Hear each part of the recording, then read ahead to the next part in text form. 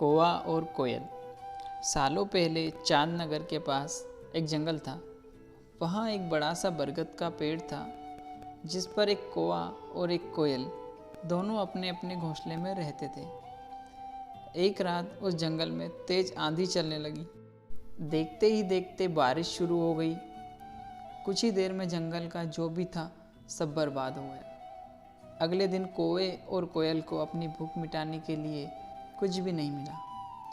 तभी कोयल ने कौवे से कहा, हम इतने प्यार से इस जंगल में रहते हैं, लेकिन अब हमारे पास खाने के लिए कुछ नहीं है। तो क्यों ना जब मैं अंडा दूं तो तुम उसे खाकर अपनी भूख मिटाना, और जब तुम अंडा दोगे तो उसे खाकर मैं अपनी भूख मिटा लूँगी। कौवे ने कोयल की बात पर सहमति जताई। संयोग से सबसे पहले कौवे ने अंडा दिया और कोयल ने उसे खाकर अपनी भूख मिटा ली। फिर कोयल ने अंडा दिया। कौवा जैसे ही कोयल का अंडा खाने लगा तो कोयल ने उसे रोक दिया।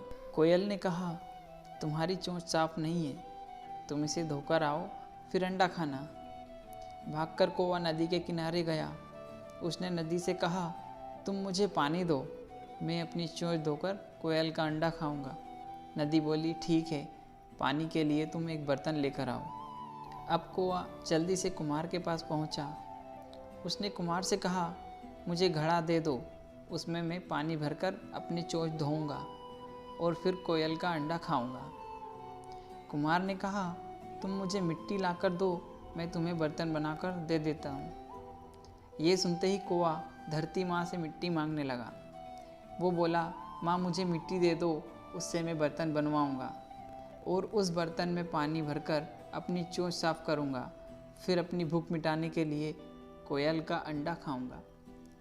धरती माँ बोली, मैं मिट्टी दे दूँगी, लेकिन तुम्हें खुरपी लानी होगी, उसी से खोदकर मिट्टी निकलेगी। दौड़ते हुए कौवा लोहार के पास पहुँचा।